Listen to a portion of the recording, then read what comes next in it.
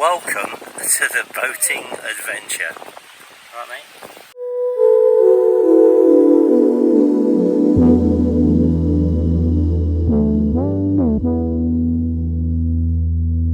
Excuse the snazzy headgear, but it's very, very windy, and I'm just trying to keep my microphone covered so we're not picking up too much in the way of wind noise, and hopefully it's going from here to the camera without interference. So I'm standing at the side of the River Trent. This is the tidal section, and we're at a place called Burton Upon Stather, and we're not far from Trent Falls, where the Trent flows into the River Humber. And this, at the back of me here, there's some commercial traffic, and we're going to have a look at that in a little bit more detail. This ship in front of me is the Clausson, registered in Panama as a general cargo ship. It was built in 1995. It's 81.6 metres long, 11.3 metres wide, and has a draft of 4.3 metres. It can carry a tonnage of 1,559, making a total weight of 2,324 tonnes. It was last in Portugal, in Lisbon, and it left there on the 5th of April and arrived here on the 14th of April at 4 o'clock. So it took 8 days and 7 hours to arrive here, and it can do an average speed of 7.1 knots. There we have the Panama Flag.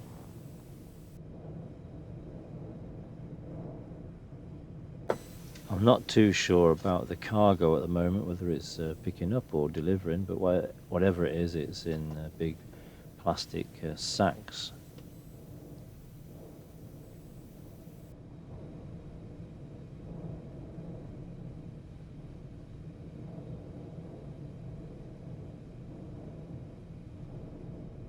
It's got the ensign flying up there.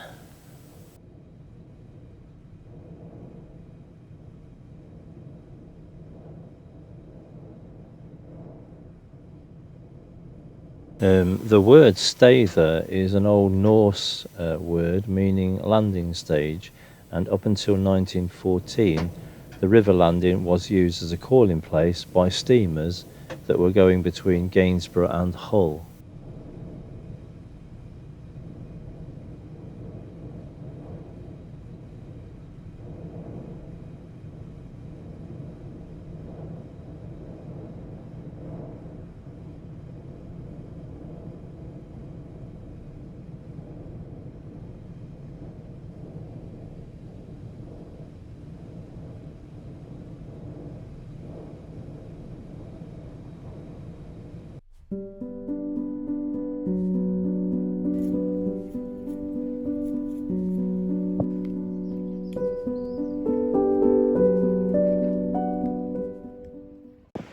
This is the Ferry House riverside restaurant and public house. It's not been open yet since we've been here, but it does have a picture on the board of a steamer calling in.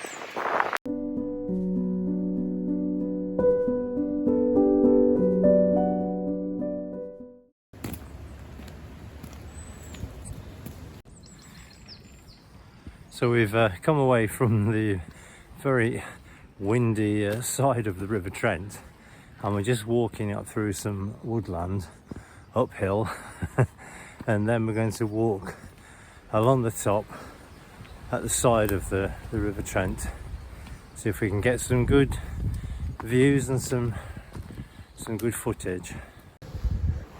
I had every intention of taking the kayak out today on the Stainforth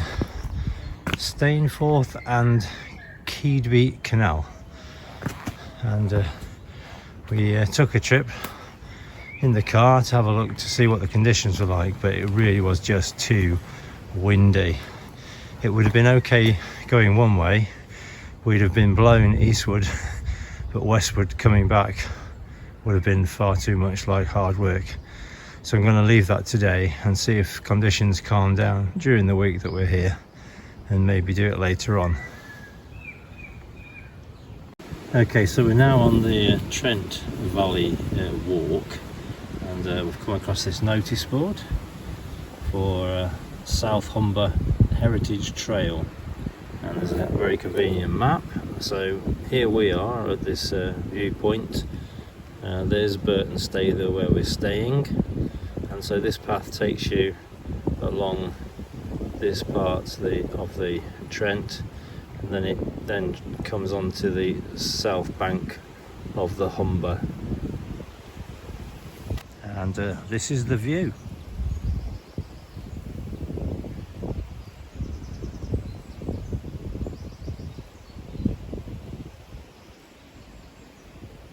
We took a ride out in the car today to Thorn, which is just north of Doncaster, just to have a look at the canal and whether there was anything there that we could kayak, but again it was too windy really. It's been very, very windy in the UK the last few days, and towing the caravan yesterday was really no fun at all.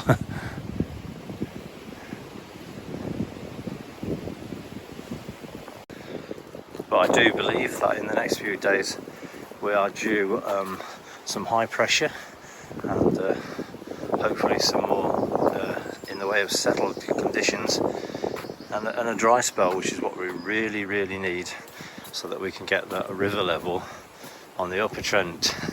It is in the yellow at the moment, so I could move the boat. So fingers crossed, by the time I get home, that next Thursday we can get that boat moved to its new marina.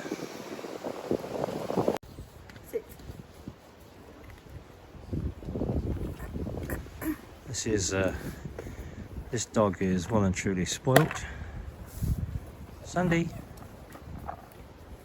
say hi. Woof. And there's a really good view there of the Trent, and you can see the crane that was loading the goods on and off the ship that we looked at, Clausson.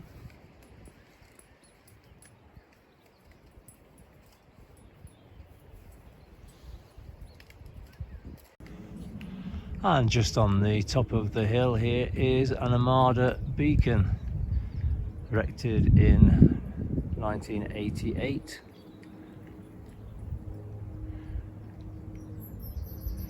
It's obviously there to be a reminder of the Spanish Armada.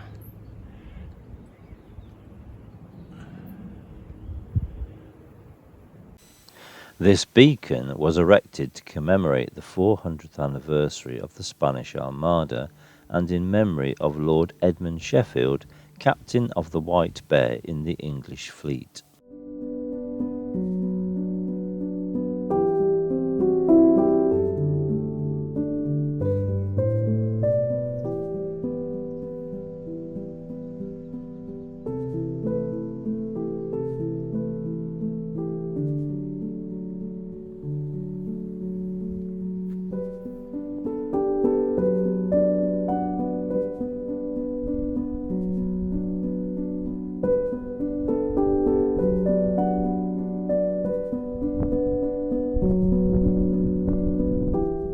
This Trent Valley Walk, you can literally begin this walk at the side of the Trent, just a stone's throw from Sawley Marina, and it takes you more or less at the side of the Trent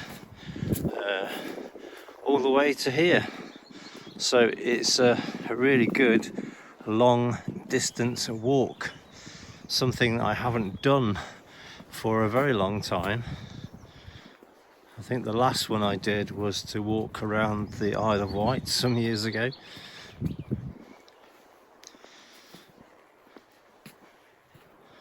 So now maybe I'm in my dotage, with all this time on my hands and loads of camping gear, maybe this would be something to have a go at.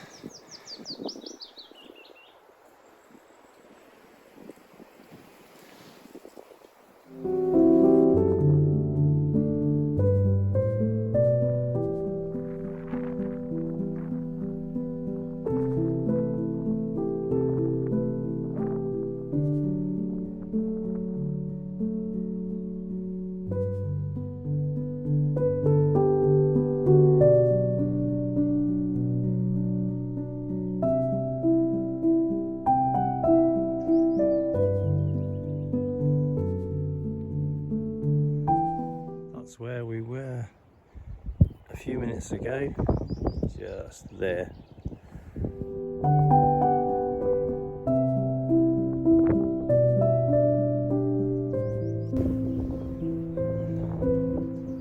Fantastic view of the River Trent.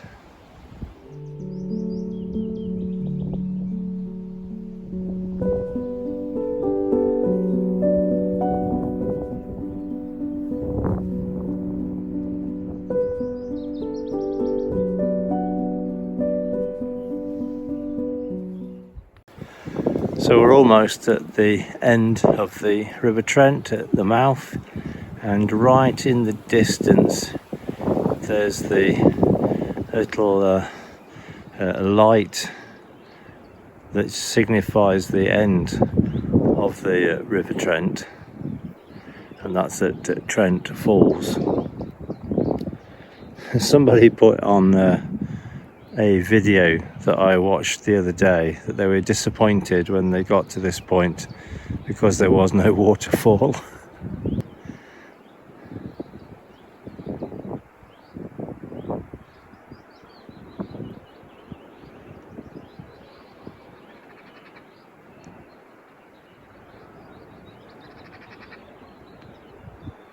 And if you look carefully at the river, you can see that the tide is turning and it's coming in. It's quite a strong current, I think, coming upstream, in spite of the wind pushing down.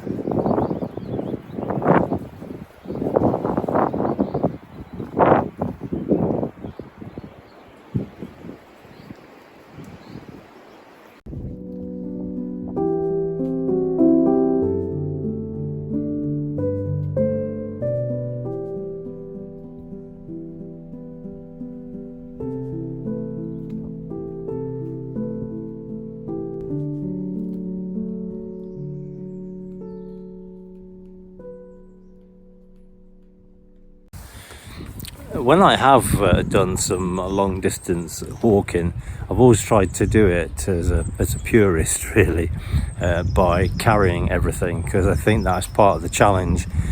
It's not just the walking, it's the carrying of a heavy rucksack with tent and cooking equipment and a couple of changes of clothes, sleeping bag, a roll mat, that kind of thing. It all adds up, and that is part of the challenge. I did the Pennine Way, and in order to do that I did a lot of practice for that, a lot of training. I walked quite a few of the stages as a trial, and then I did a lot of walks locally, carrying as much equipment as I could.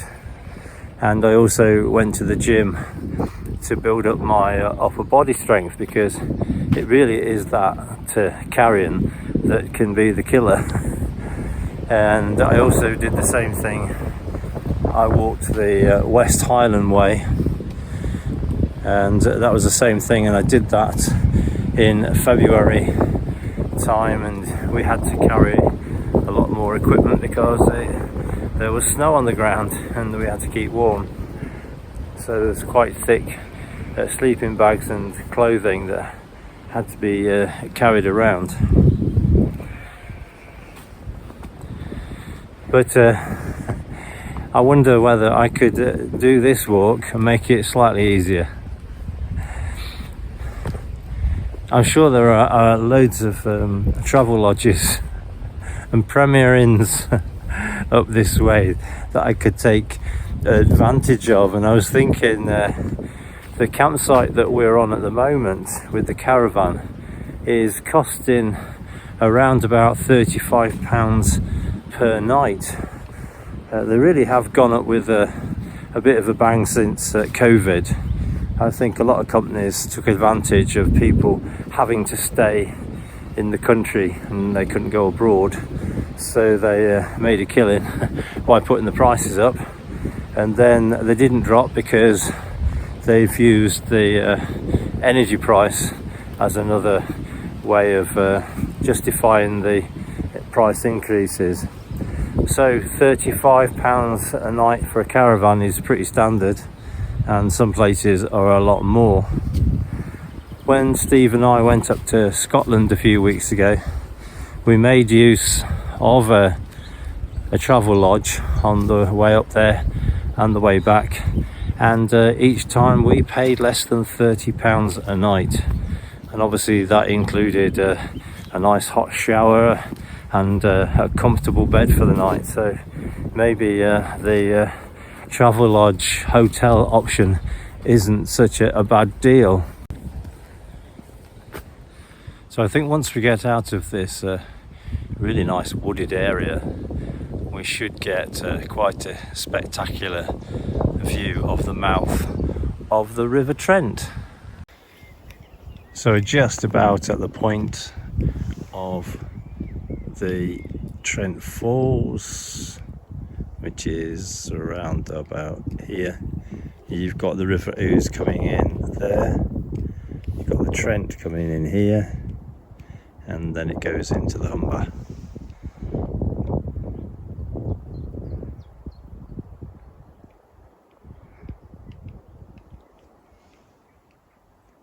Just about here you've got one of the red lights, and on the opposite bank you've got one of the green lights. And I did film those the other night at Burton Upon Stather, and they do have lights on them.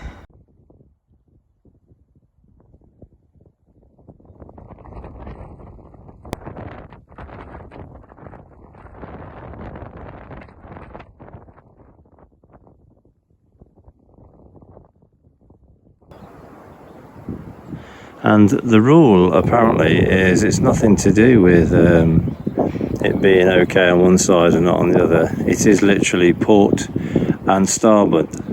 So as you're going upstream, then it's as it should be, with the red light on your port side and the green light on your starboard side. But obviously going downstream, it's the opposite way around. And apparently it is a convention that if you're going upstream, then it's the proper way around, and if you're going downstream on a river, it's the opposite way.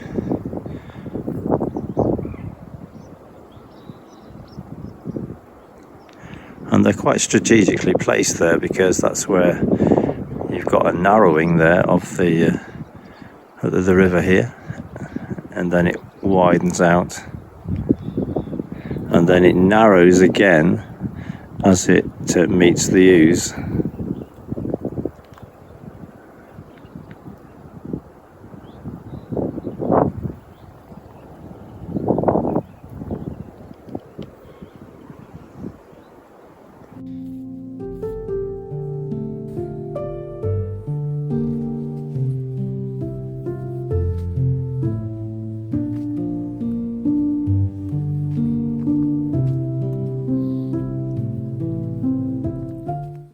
So I think we're now going to wend our way back now along this lovely footpath at the side of the River Trent.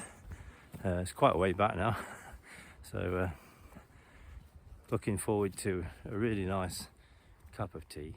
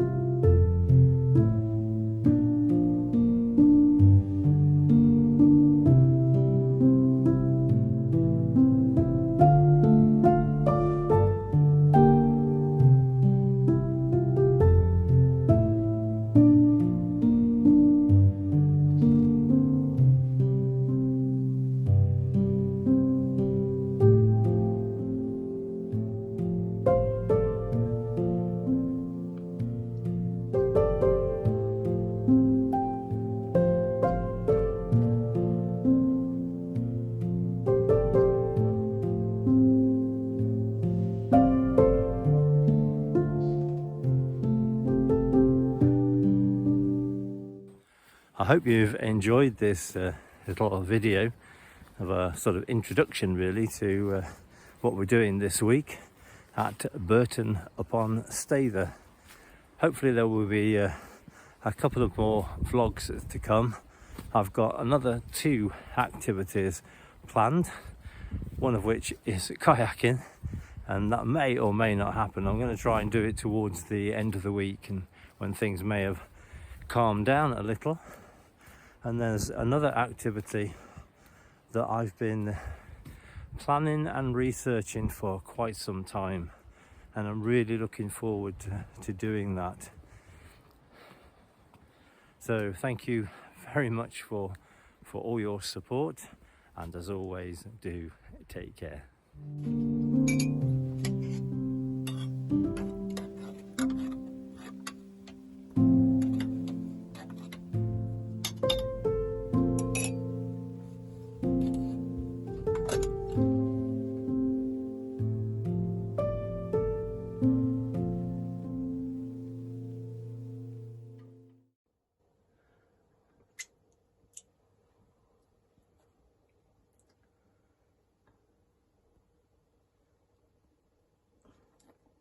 This is filmed for work. It's all muddy.